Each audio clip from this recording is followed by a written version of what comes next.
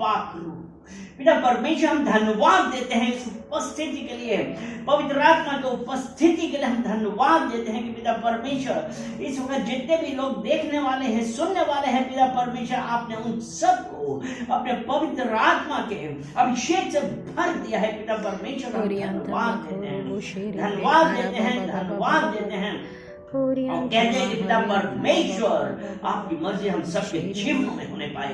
और रवा शेखे रवा खारियान को रवा। पिता परमेश्वर हम धन्यवाद देते हैं, धन्यवाद देते हैं, धन्यवाद देते हैं। पिता परमेश्वर बहुत बार जो हमने डाउट किया, पिता परमेश्वर उसके लिए माफी मांगते हैं और धन्यवाद देते हैं कि असंभव को संभव करने वाले परमेश्वर आप हैं। पिता परमेश्वर इस मीटिंग को हम आपको कमिट करते हैं। पिता परमेश्वर आज जो आप अपने वचनों के द्वारा हम लोगों से बातें करने वाले हैं, पिता परमेश्वर प्रार्थना करते हैं कि ये सब वचन आज हम सबके जीवन में काम करने वाले बने। धन्यवाद देते हैं यीशु मसीह के नाम से, और ये मीटिंग को हम आपको कमिट करते हैं यीशु मसीह के नाम से। आमीन, आमीन, आमीन। सबको जय मसीह की। आज परमेश्वर भला है। परमेश्वर कैसा है? परमेश्वर भला है। बोलिए परमेश्वर भला है। परमेश्वर भला है। और आज परमेश्वर बोलिए आज मेरे लिए कार्य करने वाला है। यशाया 59 और उसका पहला वचन पढ़ेंगे। यशाया 59 और उसका पहला वचन, यशाया 59 उसका पहला वचन। इसमें ऐसा है, सुनो, यहोवा का हाथ ऐसा छोटा नहीं हो गया है कि उद्धार ना कर सके, ना वे ऐसा बहरा हो गया है कि सुन ना सके। वो परमेश्वर, वो यहोवा, हम लोग कितनी बार प्रार्थना करके ऐसा सोचते हैं कि क्या हो गया, लेकिन यहोवा क्या कह रहा है कि असंभव को संभव करने वाला यहोवा है, परमेश्वर है। उसने कहा ना, यहोवा का हाथ ऐसा छोटा नहीं हो गया है उद्धार ना कर सके, ना वह ऐसा बहरा हो गया है कि सुन ना सके। अर्थात वो परमेश्वर के कान हमारी दुहाई की तरफ लगे हुए हैं। परमेश्वर के कान कहां पे लगे हैं? बोलिए मेरी दुहाई की तरफ, मेरी दुहाई। और आज मैं जो परमेश्वर से प्रार्थना करूंगा परमेश्वर सुनेगा। आमीन, आमीन। और वो परमेश्वर, वो असंभव को संभव करने वाला परमेश्वर है। जो चीज नहीं थी, जो चीज नहीं थी, परमेश्वर ने उसमें जान डाली। अगर हम उत्पत्ति उसका 18 अध्याय उसका 14 वचन देखते हैं, उससे पहले इसी 18 में परमेश्वर ने अब्राहम से क्या कहा था कि मैं तुम्हें एक संतान दूंगा। और जो सारा, जो इतनी बूढ़ी हो गई थी, क्योंकि अगर उसका 13 वचन कहें, तब यहोवा ने अब्राहम से कहा, सारा यह कह के क्यों हंसी, क्या मेरे जो इतनी बूढ़ी हो गई है सचमुच एक पुत्र उत्पन्न होगा। यानी कि उस सारा को भी पता था कि वो उसका गर्भाशय में अब बच्चा नहीं हो सकता है। लेकिन यहां पे देख परमेश्वर ने क्या कहा, उसका 14 वचन, क्या यहोवा के लिए कोई काम कठिन है? वो यहोवा आज आपसे और मुझसे पूछ रहा है, क्या यहोवा के लिए कोई काम कठिन है? वो जो चीज मर गई थी, यहोवा आज उसमें जान देने वाला है। आमीन। आज उसमें वो जीवित देगा, जीवित करेगा। और जो आप सोच रहे थे कि अभी हमारे पास कुछ नहीं है, विश्वास रखिए, आज वो यहोवा जिस प्रकार उसने सारा का गर्भ में जान दे दी थी और उसको गर्भ धारण करने लायक बना दिया था, आज वही यहोवा आपके और मेरे लिए वही कार्य करने वाला है। हालेलुया, आमीन। लेकिन होता क्या है, होता क्या है कि जो हम नहीं कर पाते हैं, हमारे साथ नहीं होता। यशाया 59 और उसका 2 वचन हम जब पढ़ते हैं तो उसमें यह है, क्यों हमारे साथ क्यों नहीं होता है, असंभव क्यों नहीं होता है। यशाया 59 उसका 2 वचन, इसमें ऐसा लिखा है, परंतु तुम्हारे अधर्म के कामों ने, किसने? परंतु तुम्हारे अधर्म के कामों ने तुमको परमेश्वर से अलग कर दिया है और तुम्हारे पापों के कारण उसका मुंह तुमसे ऐसा छिपा है कि वह नहीं सुनता। समझ में आया? अगर हम ये कहते हैं कि परमेश्वर हमारा नहीं सुन रहा है तो देख लीजिए, परंतु तुम्हारे अधर्म के कामों ने तुमको परमेश्वर से अलग कर दिया है और तुम्हारे पापों के कारण उसका मुंह तुमसे ऐसा छिपा है कि वो नहीं सुनता है। हम क्यों कहते हैं कि हम तो प्रार्थना करते हैं वो नहीं सुनता है? क्या हमने अपने चाल चलन को देखा? क्या हमने इस बात पे कभी गौर किया कि हमारा जीवन कैसा है? हम क्या कर रहे हैं? दिन प्रतिदिन हम क्या कर रहे हैं? अगर हम बोलते हैं कि हम परमेश्वर को जानते हैं, लेकिन अगर उसके योग्य कार्य नहीं कर रहे हैं, तो विश्वास रखिए आप परमेश्वर फिर वो नहीं सुनता है। क्योंकि अगर हम रोमियो की पत्री उसका पहला अध्याय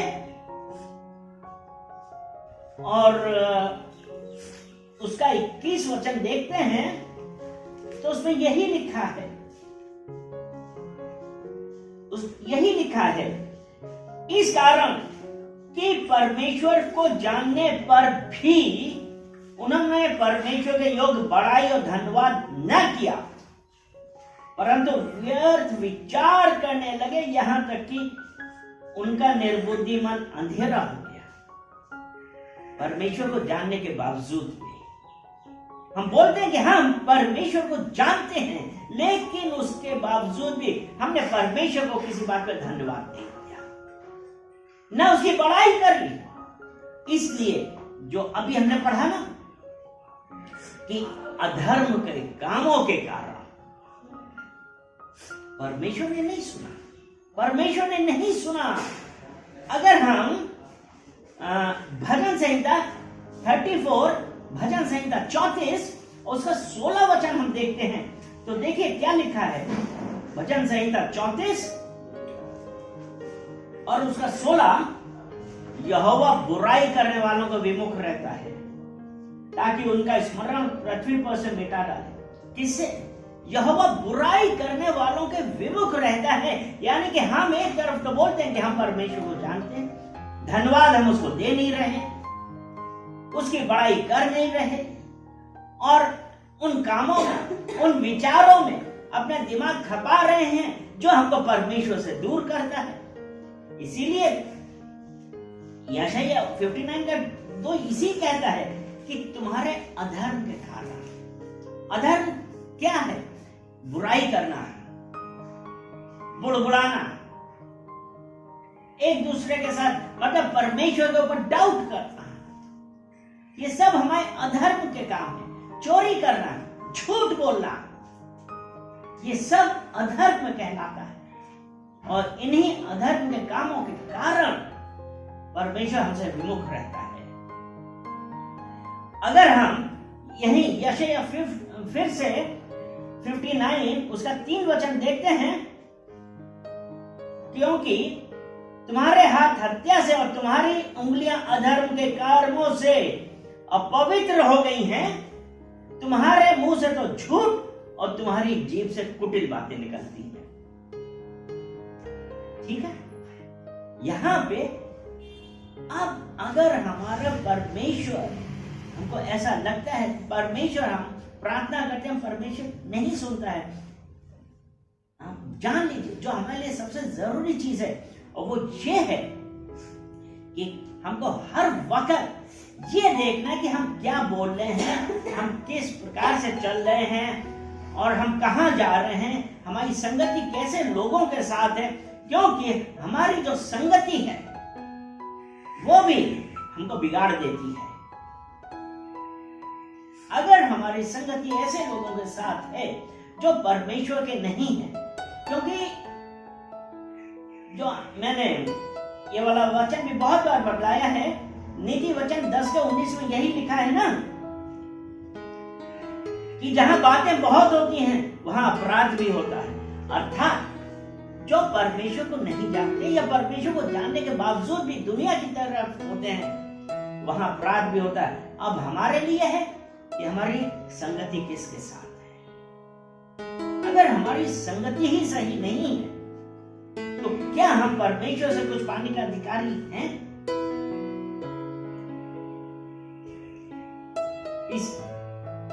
अब हम यही भजन यशायाह 59 उसमें ही हम देखते हैं, उसका 59 का 12 और 13 वचन, क्योंकि हमारे अपराध तेरे सामने बहुत हुए हैं, हमारे पाप हमारे विरुद्ध साक्षी दे रहे हैं, हमारे अपराध हमारे संग हैं और हम अपने अधर्म के काम जानते हैं। यानी कि हम सब कुछ जानने के बावजूद भी वही करे जा रहे हैं। हमने यहोवा का अपराध किया है, हम उससे मुकर गए और अपने परमेश्वर के पीछे चलना छोड़ दिया। हम अंधेर करने लगे और उलट फेर की बातें कहीं हमने झूठी बातें मन में गढ़ी और कहीं कितने लोग करते हैं, आज हम लोगों में से कितने लोग करते हैं, फटाक से झूठ बोल दिया, अपने दिमाग में झूठ बोल दिया कि हम ऐसा करेंगे तो ऐसा होगा, ऐसा करेंगे तो ऐसा होगा।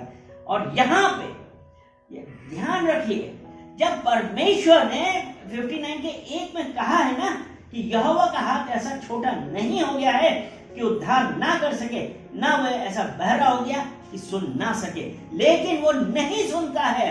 इन्हीं सब कारणों से, यही सब जो चीजें हैं वो हमको परमेश्वर से दूर करती हैं। और उसके बाद कई बार मैंने सुना, कई लोग कहते हैं, अरे पादरी साहब हम तो उपवास भी करते हैं, हम प्रार्थना भी करते हैं, हम बाइबल भी पढ़ते हैं, तब भी पता नहीं मेरी बातें क्यों नहीं पूरी होती। यशायाह 58 उसका 3 वचन देखें और उसके बाद हम क्या कहते हैं, वे कहते हैं, क्या कारण है कि हमने तो उपवास रखा परंतु तूने इसकी सुधि नहीं ली, हमने दुख उठाया परंतु तूने कुछ ध्यान नहीं दिया।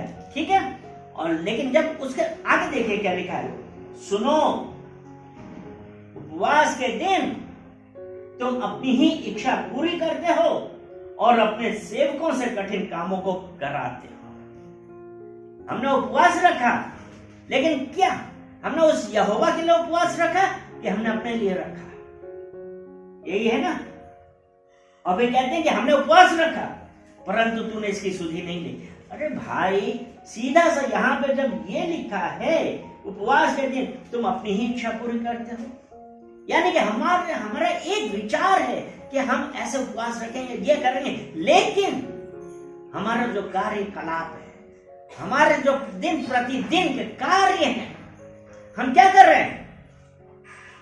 हम उसके द्वारा परमेश्वर से दूरी बना रहे हैं। और इसमें ये लिखा है ना कि अपने सेवकों से कठिन कामों को कराते। अरे परमेश्वर ने जब कहा माफ करो, लेकिन हम वो नहीं चाहते, और फिर उसके बाद बोलते कि हमने उपवास करा, परमेश्वर ने मेरी सुधि नहीं ली। तो मेरे प्रियो, अपने आप को जांचिए, देखिए क्या है। अगर हम लेमेंटेशन विलाप गीत उसका 3 अध्याय और 44 वचन, विलाप गीत 3:44, जब परमेश्वर क्रोधित है तो यह है, तूने अपने को मेघ से घेर लिया है कि तुझ तक प्रार्थना ना पहुंच सके। वो क्यों? ये हमारी वजह से, इस वजह से, ये उन लोगों की वजह से कि परमेश्वर को जानने के बावजूद भी परमेश्वर के योग्य कार्य नहीं किया, धन्यवाद नहीं किया, आराधना नहीं करी। उसको ये है, हम धन्यवाद की बलि लेके लाते नहीं, हम धन्यवाद ही नहीं देते, अपने आप को हम जांच नहीं रहे और फिर कहते कि हमने उपवास रखा। तो मेरे प्रियो, उपवास रखना ये सब ठीक है, लेकिन क्या आपने वो परमेश्वर को प्रसन्न करने के लिए लिखा कि अपने आप को, अगर आप परमेश्वर के साथ समय नहीं बिता सकते हैं तो आपने उपवास इसलिए रखा कि ओहो मैं पतला हो जाऊंगा, मैं पतली हो जाऊंगी। तो मेरे प्रियो, शैतान की झूठ है कि उपवास न, जब आप उपवास रखिए, वो परमेश्वर ने साफ साफ, इसीलिए यशायाह 58 के 2 में भी ऐसे ही लिखा है, वे प्रतिदिन मेरे पास आते हो, मेरी गति जानने की इच्छा ऐसी रखते हैं मानो वे धर्मी लोग हैं, जिन्होंने अपने परमेश्वर के नियमों को नहीं टाला। वे मुझसे धर्म के नियम पूछते हैं और परमेश्वर के निकट आने से प्रसन्न होते हैं।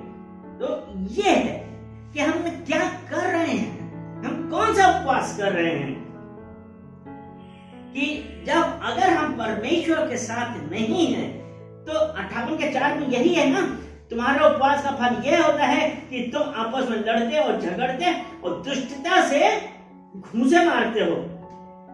जैसा उपवास तुम आजकल रखते हो उससे तुम्हारी प्रार्थना ऊपर नहीं सुनाई देगी। क्या हमको समझ रहे हैं? क्या आज हमको सीख रहे हैं कि आपके और मेरे उपवास रखने से कुछ नहीं होता?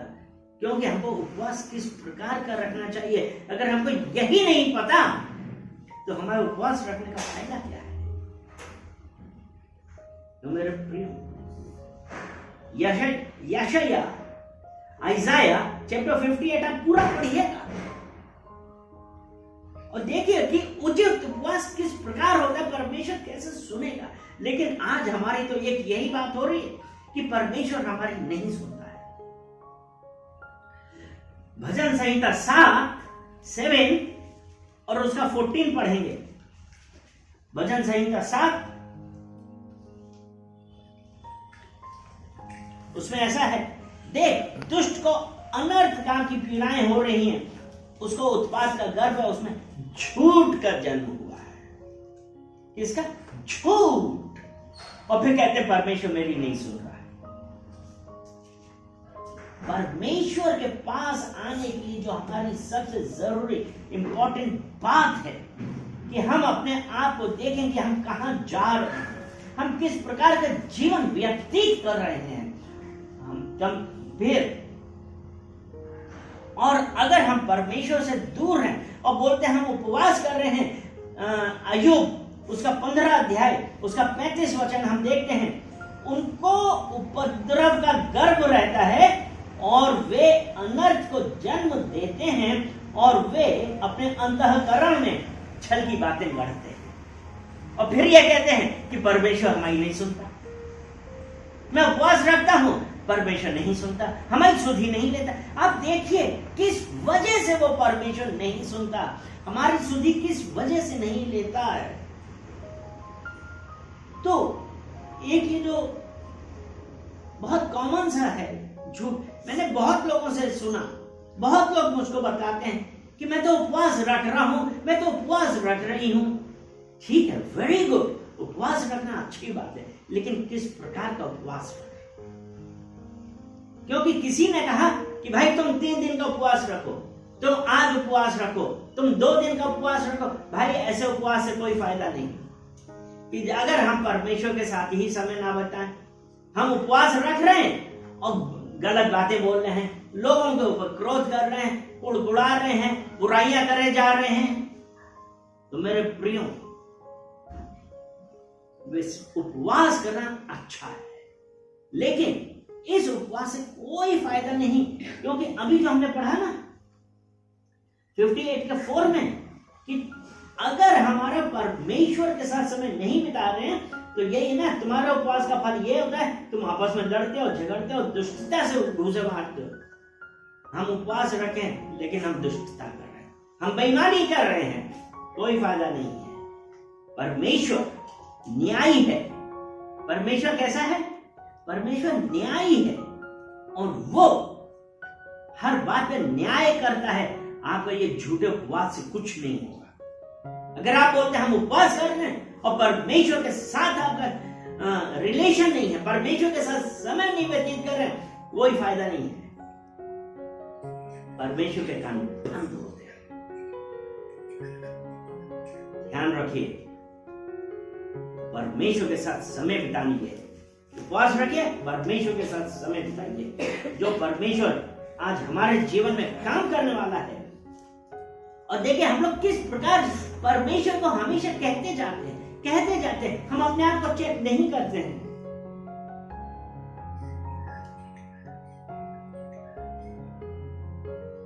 आज परमेश्वर आपसे और हमसे कुछ बातें कर रहा है। आज परमेश्वर आपसे और मुझसे कुछ बातें कर रहा है, बतला रहा है कि अगर हमको परमेश्वर से कुछ पाना है तो हमको क्या करना है। लेकिन हम अपनी आदतों से ही बात नहीं आती। अगर हम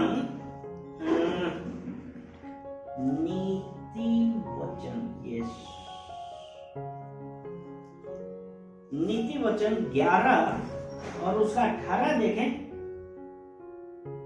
उसमें ऐसा लिखा है ना, दुष्ट मिथ्या कमाई कमाता है, परंतु जो धर्म का बीज बोता है उसको निश्चय फल मिलता है। जो धर्म का बीज बोता है, तो आज जब हमने अभी उत्पत्ति 18 के 14 में ये पढ़ा था ना, उत्पत्ति 18 के 14 में हमने क्या पढ़ा था कि क्या यहोवा के लिए कोई काम कठिन है। तो मेरे प्रिय, यहोवा के लिए कोई काम कठिन नहीं है, लेकिन सबसे बड़ी आज इस बात की जरूरत है कि आज हम अपने आप को बदलें,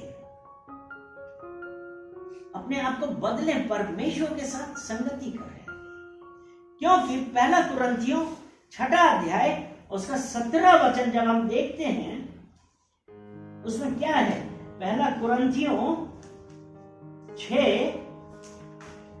और उसका 17 वचन है, और जो प्रभु की संगति में रहता है वह उसके साथ एक आत्मा हो जाता है।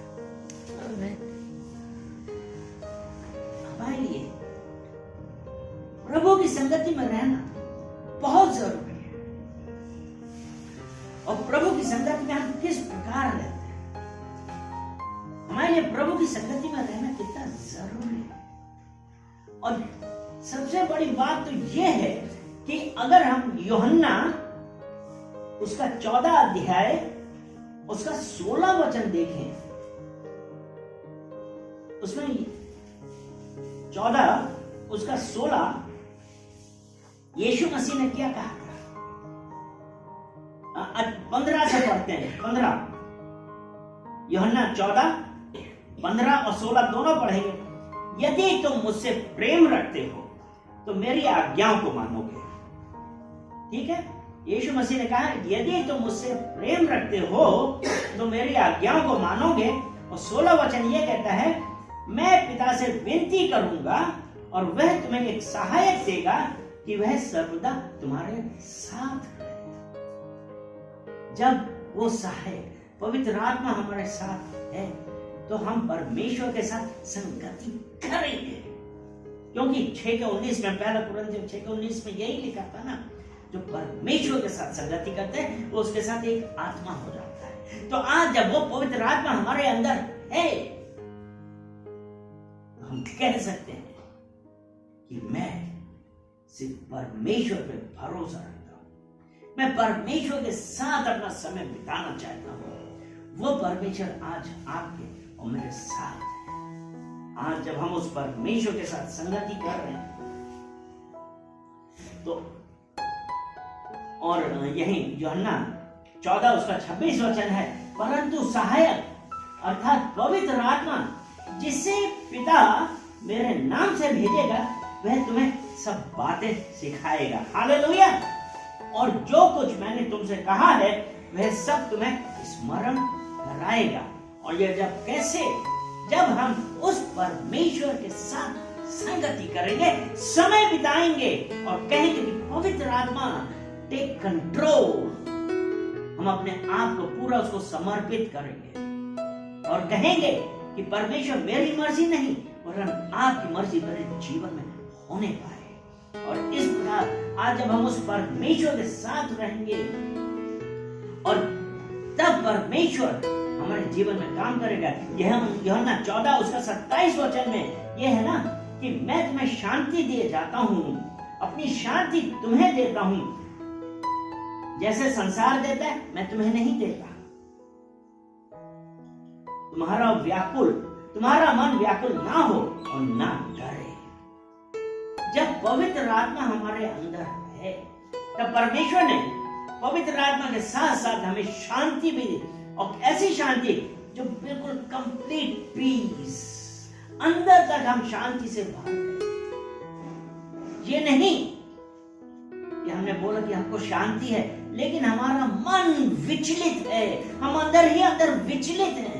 लेकिन यीशु मसीह ने कहा मैं तुम्हें शांति देता हूं, मैं तुम्हें शांति दे जाता हूं, अपनी शांति तुम्हें देता हूं। आज जब यीशु मसीह की शांति हमारे अंदर है तो मेरे प्रिय विश्वास रखिए कि आज जिन बातों से आपको प्रॉब्लम हो रही थी, जिन बातों से आपको यह लगता था कि हमको कोई शांति नहीं है, वो यीशु मसीह आज आपको अपनी शांति दे रहा है, आपको अपनी शांति दे रहा है। और वो ऐसी शांति है जो आपको पूरा अंदर तक अपनी शांति से भर देगी। पिता परमेश्वर हम धन्यवाद देते हैं, हम धन्यवाद देते हैं पिता परमेश्वर आपकी शांति के लिए। पिता परमेश्वर जो आप अपने लोगों को, जो सुनने वाले देखने वाले, हम सबको अपनी शांति से भर रहे हैं। वो असीम शांति पिता परमेश्वर वो सिर्फ आप ही दे सकते हैं। पिता परमेश्वर मैं शांति के लिए धन्यवाद करता हूँ, धन्यवाद करता हूँ। इस रोमियो और रबा शेखेर धन्यवाद करते हैं पिता परमेश्वर, हम धन्यवाद करते हैं। अगर हम रोमियो उसका 13 अध्याय और उसका 14 वचन हम पढ़ते हैं, उसमें ऐसा लिखा है, वरन प्रभु यीशु मसीह को पहन लो और शरीर की अभिलाषाओं को पूरा करने का उपाय ना करो। और वो जब आज हम उस यीशु मसीह को पहन लेते हैं, उसके साथ संगति करते हैं, तो हम शरीर की अभिलाषाओं के ऊपर विजय प्राप्त करेंगे। हालेलुया। आज कितने लोगों को विश्वास है कि आज जब हम वो परमेश्वर जो हमको शांति देने वाला परमेश्वर है, हम उसकी शांति से भर गए हैं, और यीशु मसीह हमारे साथ है, हम इन शारीरिक अभिलाषाओं को पूरा नहीं करेंगे और हम कह सकते हैं कि तुम्हारा मेरे ऊपर कोई अधिकार नहीं है। आज हम उस परमेश्वर का धन्यवाद देंगे और कहेंगे कि परमेश्वर धन्यवाद धन्यवाद धन्यवाद। अगर हम भजन संहिता 119 और उसका 32 वचन देखते हैं, भजन संहिता अब तू मेरा हियाव बढ़ाएगा, मेरी हिम्मत बढ़ाएगा, तब मैं तेरी आज्ञाओं के मार्ग में दौड़ूंगा। आज हमको परमेश्वर से ये प्रार्थना करनी है कि वो परमेश्वर हमको हिम्मत देगा। कैसी भी सिचुएशन है, कैसी भी सर्कमस्टेंसेस, कैसी भी आप परिस्थिति से गुजर रहे हैं, विश्वास रखिए जब वो परमेश्वर का आत्मा हमारे अंदर है, पवित्र आत्मा हमारे अंदर है, परमेश्वर की शांति हमारे अंदर है, वो परमेश्वर हमें हिम्मत देगा, तब मैं उसकी आज्ञाओं के मार्ग में दौड़ूंगा। और इसी का 60 वचन पढ़ते हैं, 60, मैंने तेरी आज्ञाओं को मानने में विलंब नहीं, फुर्ती की है। आज हम उस परमेश्वर का हम धन्यवाद देंगे और कहेंगे कि परमेश्वर मेरी मर्जी नहीं वरन आपकी मर्जी हमारे जीवन में होने पाए। आज वो परमेश्वर आज आपसे और मुझसे बातें कर रहा है, और ये वचन है कि यशायाह 57 की इसमें यही लिखा है कि दुष्टों के लिए शांति नहीं है। मेरे परमेश्वर का यही वचन है। आज हम जब अपने आप को बदल देंगे, परमेश्वर की आज्ञाओं के अनुसार चलेंगे, परमेश्वर की शांति हमारे अंदर आएगी। हम धन्यवाद करते हैं। और हमको एक प्रार्थना जो बहुत इंपॉर्टेंट है आज अपने यहोवा से करनी है और अपने यहोवा से कहना है। ये होशे की पत्री, होशे चैप्टर 14 उसका 1 और 2 पढ़ेंगे। होशे 14 उसका 1 और 2। हे इज़राइल, अपने परमेश्वर यहोवा के पास लौटा, क्योंकि तूने अपने अधर्म के कारण ठोकर खाई है। बातें सीख कर और यहोवा की ओर लौट कर उससे कहे, सब अधर्म दूर कर। अनुग्रह से हमको ग्रहण कर, तब हम धन्यवाद रूपी बलि चढ़ाएंगे। हमारे लिए आज ये जरूरी है कि हम परमेश्वर की ओर लौट आए, कन्फेस करें, रिपेंट करें और कहें कि परमेश्वर हमारे अधर्म दूर कर, अनुग्रह से हमको ग्रहण कर। आज वो परमेश्वर तैयार है। क्या आज हम अपने आप को उस परमेश्वर के सम्मुख आने के लिए तैयार हैं? अपने आप को परमेश्वर के पास ये कहने के लिए, परमेश्वर आज मैं अपने आप को आपके सम्मुख लाता हूं, मैं माफी मांगता हूं, और कहते हैं कि परमेश्वर मुझे माफ करिए, हैव मर्सी ओवर मी। और यहोवा, ओह यस, हैव मर्सी, यहोवा मुझे माफ कर, हमको हमारे अधर्मों से दूर कर, अपनी करुणा से मुझे भर। आज वो परमेश्वर आपके और मेरे साथ है। वो परमेश्वर, एक और वचन हम पढ़ेंगे कि परमेश्वर हम लोगों से बहुत बातें करता है, बहुत बातें बतलाता है, लेकिन हम उस नहीं मान पाते हैं। अगर हम दूसरा इतिहास उसका 7 उसका 14 वचन देखते हैं, यहां परमेश्वर का साफ साफ है कि तब यदि मेरी प्रजा के लोग जो मेरे कहलाते हैं दीन होकर प्रार्थना करें और मेरे दर्शन के खोजी होकर अपनी बुरी चाल से फिरें, तो मैं स्वर्ग में से सुनकर उनके पाप क्षमा करूंगा और उनके देश को ज्यों कर त्यों कर दूंगा। आज हमारे लिए जरूरी है कि तब यदि मेरी प्रजा के लोग, यहोवा ने आपको मुझको चुना है, उसने कहा ना, यदि मेरी प्रजा के लोग जो मेरे कहलाते हैं, वो परमेश्वर, आप और हम उसकी प्रजा हैं। जितनों ने उस पर विश्वास किया वो उसके पुत्र और पुत्री कहलाए। तो आज ये वचन है कि यदि मेरी प्रजा के लोग जो मेरे कहलाते हैं, यहोवा कहे, दीन होकर प्रार्थना करें। आज आपके अंदर दिमाग में जो भी किसी के प्रति कैसी भी भावनाएं हैं, उनको निकालिए, दीन होइए, हम्बल हो के उस यहोवा के ऊपर, यहोवा से प्रार्थना करिए, घुटनों में आके यहोवा से प्रार्थना करिए। उसने कहा ना कि दीन होकर प्रार्थना करे और मेरे दर्शन के खोजी होकर अपनी बुरी चाल से फिरे।